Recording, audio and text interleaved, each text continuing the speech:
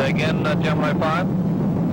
That's on stage 2. What, you lost hips on stage 2? The air was fair at Cape Kennedy, lacy clouds in a warm August sky, as Gemini 5 took off for space, where there is no weather at all. The only problem, a leaky fuel cell threatening to cut their flight short at the start. It didn't. But out in the Atlantic, something else was brewing. A rising breath of wind, soon to be known as Betsy.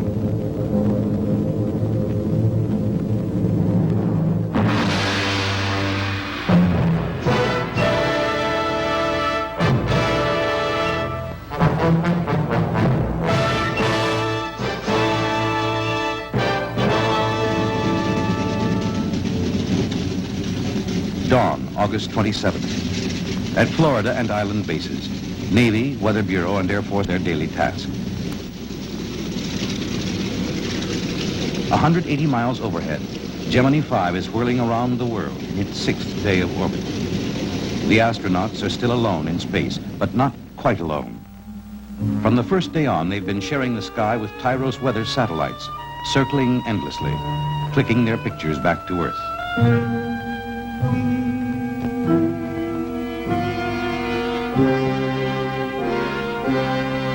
And at mid-morning on the 27th, both Tyros 10 and a Navy weather plane make a discovery. Tropical depression at 13 degrees north latitude, 50. The astronauts see it next. Okay. Same day. Do you have any sort of a report over that tropical depression? I saw we passed right over it.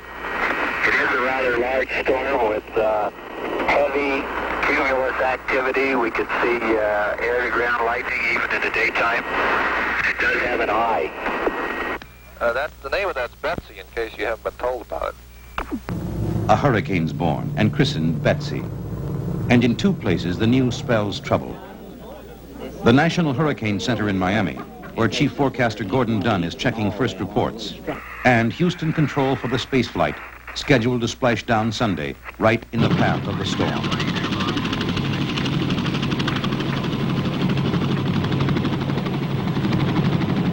First victim of Betsy, Gemini 5. Its 8-day flight is cut one orbit short. The landing area is changed. Cooper and Conrad splash down safely into a sunny sea.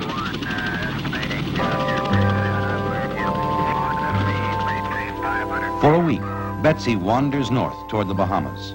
In Nassau, American tourists are pouring off the Yarmouth Castle on a final fling. Sightseeing, souvenirs, shopping. And in the native churches, only a few bother to give thanks that another hurricane's passed them by, as Betsy swings by safely to the east, heading north toward Cape Hatteras. Florida relaxes too. The start of Labor Day weekend, a time for sea and sun.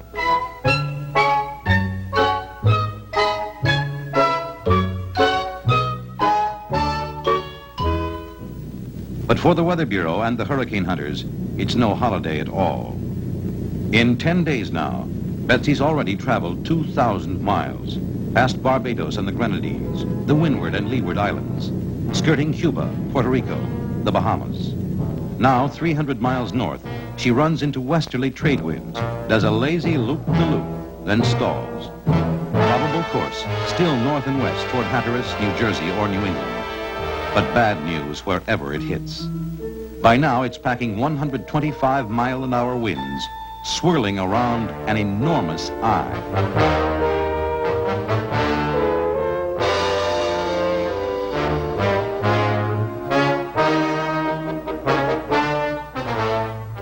Suddenly, on Sunday night, Betsy runs head-on into a high-pressure ridge, turns into a Yankee hurricane, traveling south and coming fast back toward the Bahamas. Monday night, the wall cloud rips over the out islands and into Nassau, grinding and tearing at the town for nearly 15 hours. Then it turns toward the mainland. Hurricane flags are flying now from Key West to Cape Kennedy.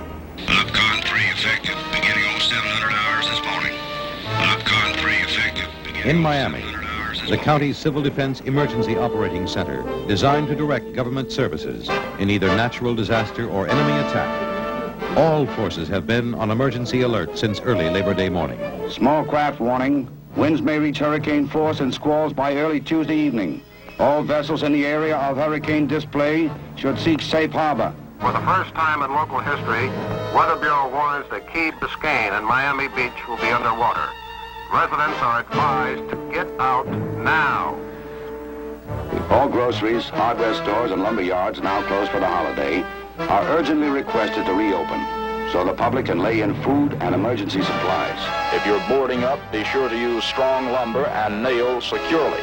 Check trees and shrubbery. Remove coconuts from nearby palm trees.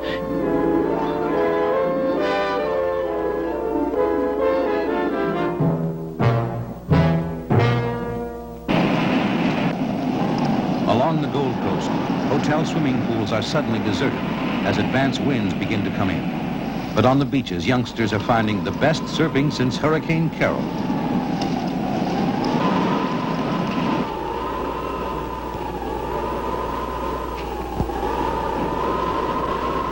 Fair winds for the skateboard sailors, too.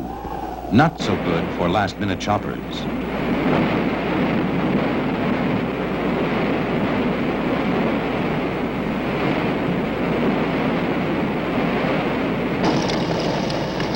By nightfall, winds have turned to driving rains. And at Miami International Airport, normally one of the busiest in the world, the last bird of passage has flown. Workers are still tying down traffic lights, making other last-minute preparations. All storm shelters, repeat, all storm shelters are now open. If you feel that your home is insecure, then go to your nearest Red Cross emergency shelter. Gale force winds are striking now from Palm Beach to the tip of the Keys. In the 6 counties of southern Florida, more than 18,000 people are crowded into the Red Cross shelters, just waiting for it to happen.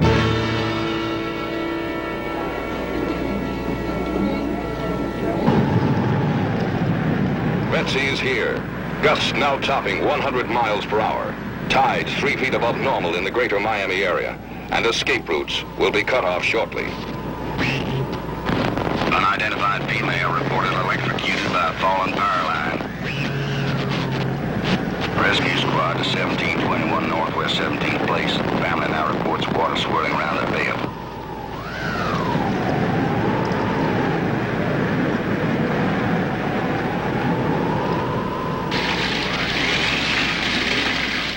In the luxury hotels along Miami Beach, water's already pouring over the welcome mats. Our mobile unit just reported fish swimming down Collins Avenue. Fish and eels swimming right down the main drag of Miami Beach. Conservation 85 to Marathon. Could you advise if State Road 5 is passable to Isla Mirada south of the Key Largo area? Last report I have is the road is washed out in 2 places. A long night for civil defense. Now all the dull, quiet things done over the years, the pre-hurricane drills, the planning and preparation for any kind of disaster, the coordinated efforts of all the government and voluntary agencies are finally paying off. 740 Northwest 82 Street. Roof blown off a house. There are injuries. Some hotels on beach badly damaged. Some 3 debris. Several houses. Betsy, with her hurricane winds, is on the Florida mainland. She is also on Key Largo. At dawn, the eye of the hurricane crosses Key Largo, heading west.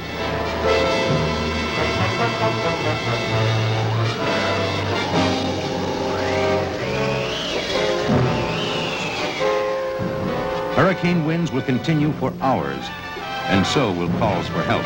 Flooding in the Arvada Parkway area, you need some amphibious ducks. Right? Are there any injuries involved? Only evacuation. Engine 8 to Southwest 5th Avenue and 3rd. 4 families marooned.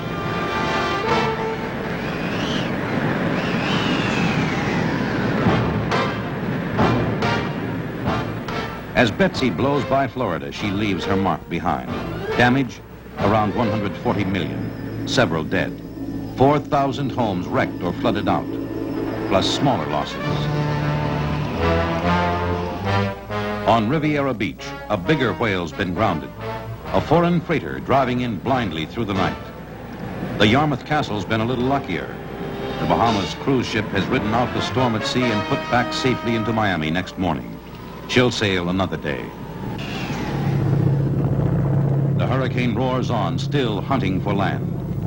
And 900 miles of coastline ahead to choose from. All the way to Texas, where the astronauts are safely home, but beginning to wonder if they're being followed. But early Wednesday morning, Hurricane Betsy is taking a more northwesterly turn and is now heading directly for the Louisiana coast. The Weather Bureau... New Orleans Weather Bureau picks it up now, and warnings go out from Civil Defense in the state capital at Baton Rouge.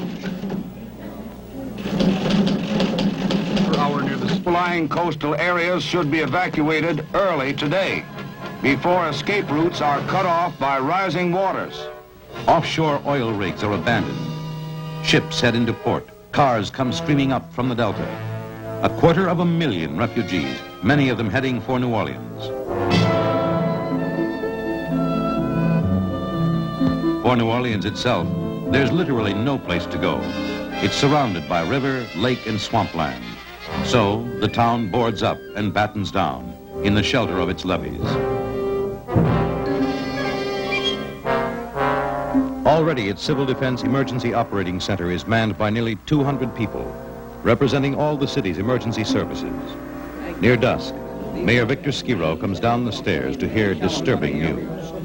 Station. Be advised that extremely dangerous Betsy is headed toward New Orleans. Serious flooding may occur just south Lake Pontchartrain and Jefferson and Orleans parishes, as strong northerly winds force water over the seawall. Chief, we were expecting 12 feet of water in this area, over the lakefront. Charlie Erdman, the city civil defense director. The force is distributed downward. We get in shallow water in the way. What about our preparations in this area? Now, I would suggest this, that we evacuate these people from this parish line to the Wrigley's, and from the lakefront to Florida Avenue. Lake Pontchartrain, the huge, shallow, treacherous lake lying just north of New Orleans. If the eye passes east of the city, the hurricane's counterclockwise winds would scoop the lake clear over the levee. The mayor's warning goes out. Now we are providing buses. If you look out on the West End Boulevard, Pontchartrain Boulevard, you'll find public service buses. In one place particularly, the news strikes home. The Berrios home on Wingate Drive, just a few blocks south of the lakefront. For nearly 6 years now, Gene Berrios has been half paralyzed by polio, dividing his days and nights between an iron lung and a rocking bed. Both needed nearly every minute of the day to keep the breath of life in his body.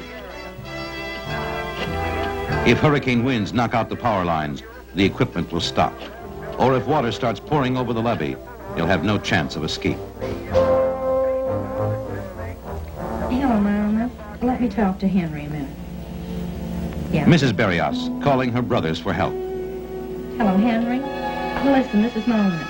I have to have some way of getting Gene to the hospital this afternoon, and I was wondering if you and maybe one of the other boys could help, you know? No, as soon as possible. Yeah, well, that'll be okay as soon as he gets home from work, but I want you to hurry up now because it's important. Other distress calls are beginning to pour into the emergency operating center. Registered nurses. You want any available for duty tonight to report to 2000 Tulane Avenue. You need gasoline at You St. are James providing Station to run the buses? auxiliary generator? All right. We'll try to get you 50 gallons. You mean your wife's having a baby right now? Can't you get her to a hospital? No, hold on. We'll get a doctor on the line. The doctor's Rodney Jung, the city health director, being called on to tell a frightened young father how to deliver his very first baby without training or forceps or fainting. Too late, under rising winds, the phone line's already gone dead. Time's growing short. On Wingate Drive, Mona Berrios is getting her husband ready for the trip to the hospital. Out of the bed and into the wheelchair, getting him dressed, and worrying over what's keeping her brothers. When will they get off work and get here? Finally, time to go, out toward the door. And then goodbyes to Cindy, the baby of the family, his sons, and his wife. To escape the flood, they'll all be going to a sister's apartment in another, safer part of town. the Gentilly section in the southeast quarter of New Orleans. Jean is heading for Charity Hospital.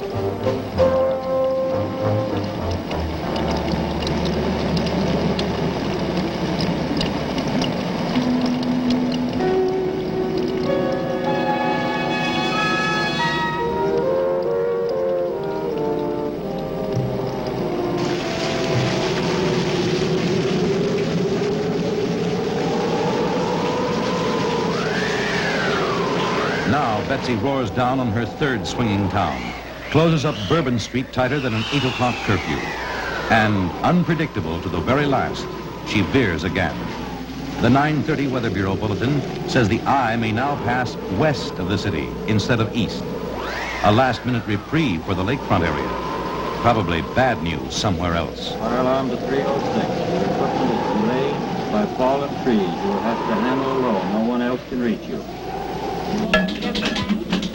Have you heard anything about that woman in labor?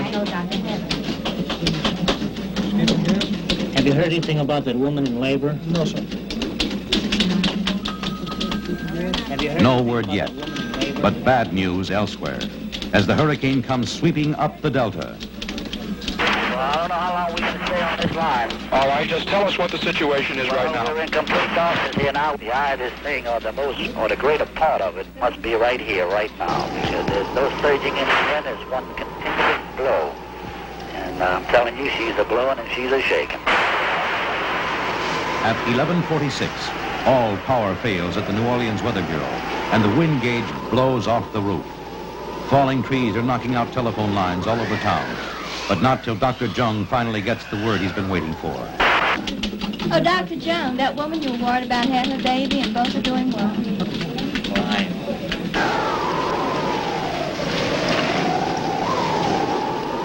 By midnight, Betsy's overwhelming the city. Gusts are reaching 150 miles an hour, and all the church bells in town are tolling wildly in the winds.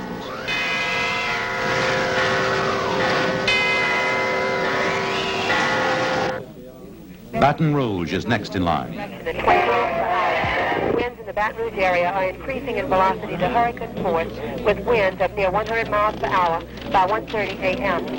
In the State Emergency Operating Center, Governor John McKithen and his staff, Disaster Coordinator Leon Gary, and Civil Defense Director Marshall Capel are working with Red Cross, Public Health, and Salvation Army, the welfare groups, and National Guard. Emergency calls are pouring in from all over the state, including one from National Guard headquarters at New Orleans. Jackson Barracks to Baton Rouge. Baton Rouge. Flooding now at Jackson Barracks. You're kidding. No one's kidding. Betsy's bringing in danger from a totally unexpected quarter. Her winds are pushing a 16-foot wall of water out of Lake Borgne in the Gulf, the greatest tidal surge in Louisiana history. Sweeping over the Delta, Plaquemines Parish, St. Bernard, topping the highest levees, roaring across the Industrial Canal into the southeast section of New Orleans. No one knows the full size of the disaster yet. In Betsy's wake, there's only darkness, confusion, and death.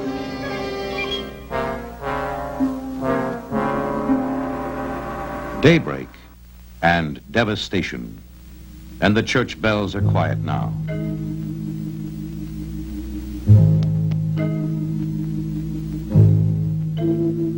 Hurricane winds have done their worst.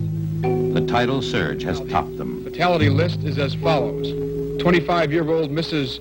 Joanne Mayu, her body was found in the Franklin Avenue ditch. She was swept away by floodwaters in the flooded area. People are still being pulled off roofs and out of the water. Another small Dunkirk. I felt just a big weight coming right at the house. It looked like it's taller than the house. And I heard from my husband, and he ran. My brother-in-law called, but thank God he got the last call through. And he screamed, "Tell him to get out. The levee broke." Well, we swam down the apartment. It was flooded to the second floor, and they lifted us into the boat. The water was coming that high.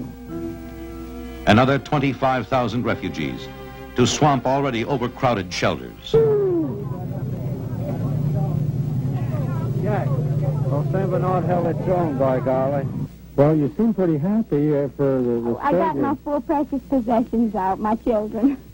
You ever seen anything like this Never before? have seen anything like this before, no, sir. Never have, and I hope I never see it again.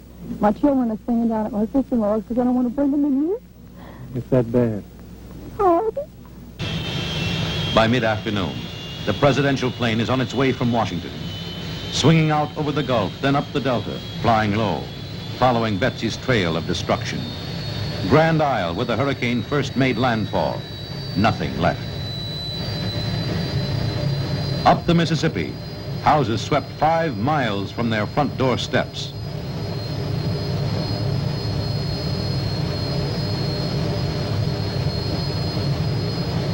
Levees strewn with battered ships and barges, more than 450 beached or sunk. And missing near Baton Rouge, somewhere on the river bottom in Mississippi mud, barge MTC 602, laden with 600 tons of deadly liquid chlorine, enough to produce more poison gas than both sides used in all of World War I, and much more than enough to wipe out Baton Rouge.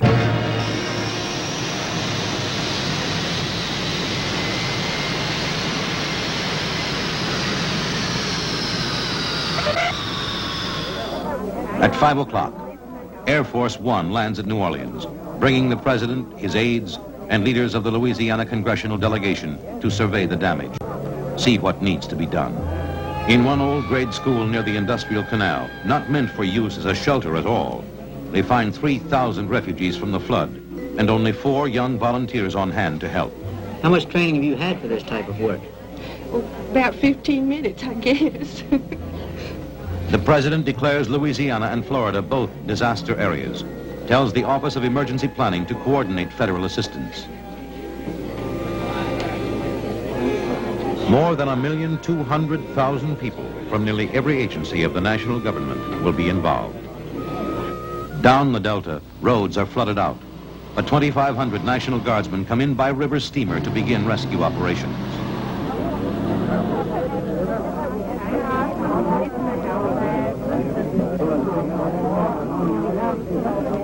Coast Guard helicopters are flying more than 2,000 missions. The military choppers are matching them. Red Cross is flying in staff from all over the country.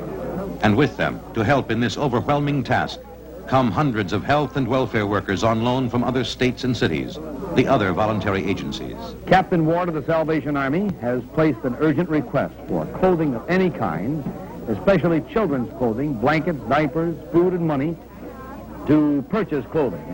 A refugee city is being created at the Algiers Navy facility. More than 12,000 people will be bedded down, fed, and cared for at the Algiers Naval Station by nightfall. The Army is providing field kitchens, bedding, and latrines, and the Red Cross is providing the transportation for these evacuees. Officials of Plaquemine Parish have requested that all persons entering Plaquemine Parish by boat must stop at Del Chase School for typhoid shots. The typhoid shots are necessary due to a large amount of dead animals in the area. Charity Hospital is in dire need of blood. Blood donors can give blood at Charity Hospital anytime from 8 a.m. to 4 p.m. The clinics will be closed, and there will be no visiting hours at Charity Hospital. No visitors, and no word at all to tell Gene Barrios if his family's even alive. But in the Gentilly section, the phone lines are down. The water's still up, lapping at the door sills. For 3 straight days, the whole Barrios clan has been marooned in a small first-floor apartment, short on food and short on room. 8 adults and 14 little monsters with nothing else to do with their time. But relief's in sight. Well, Hurricane Betsy's finally blown itself out. She's down to rainstorm intensity now and is heading northeast through Tennessee toward New York. And I hope it still has enough rain in it when it gets to New York to help them alleviate their water shortage.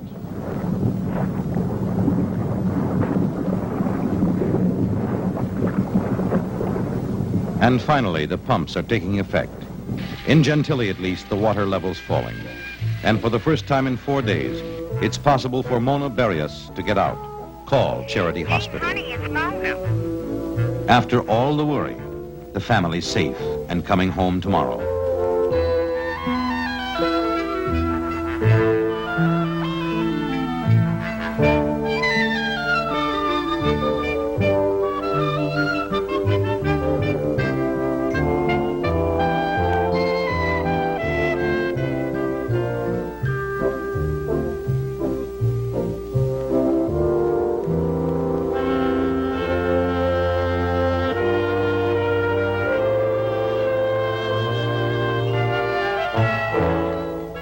So life begins again. People starting all over. Just how bad is it with you? Well, I'll tell you, we're down, but we're not out. You're not out. Right. What happened to you personally? What about your family? I mean, everybody They're there? all safe. And we'll rebuild. You will rebuild? Oh, yeah. You don't think this will knock you out, by it? No, indeed. We're going to build the levees higher and have a prettier community. How do you feel about it? I always do want to redecorate. Did you? Yeah. A man who dealt with a dozen major disasters said it. There isn't a city in the world that could handle anything as big as this alone. It's just overwhelming. But there isn't a city in the world that may not face the same sort of thing someday. Major disaster in one form or another, and have to be organized to meet it, using resources from many public and private agencies. And at New Orleans City Hall, they're working around the clock. Civil government in emergency, meeting the needs of its people, fighting 1,000 problems at once. Welfare assistance for victims of the flood. Locating medical supplies, arranging to fly in a civil defense emergency hospital unit, answering emergency calls for food, water, sanitation equipment, for trucks and ducks to handle relief operations, the endless job of cleanup, fumigation, inspection. At the Civil Defense Office, the coordinating point for this kind of planning, the lights burn late, an endless string of coffee cups, and still no sleep in sight.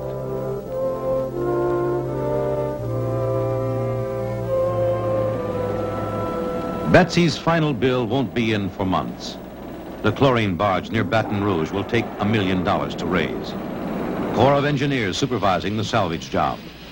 Army, Red Cross, and Civil Defense evacuating the sick and aged in case anything goes wrong and gas starts sweeping the city. The others can take care of themselves, and they do.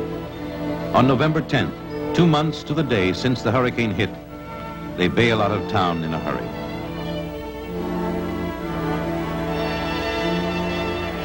But 602 will rise again, and so will Louisiana. And Betsy, long gone. After 16 days and 3,000 miles, whistling out through the woods of northern Louisiana, Arkansas, Tennessee, to die next day in a simple whirl of dust. The danger over at last, till the next one comes along.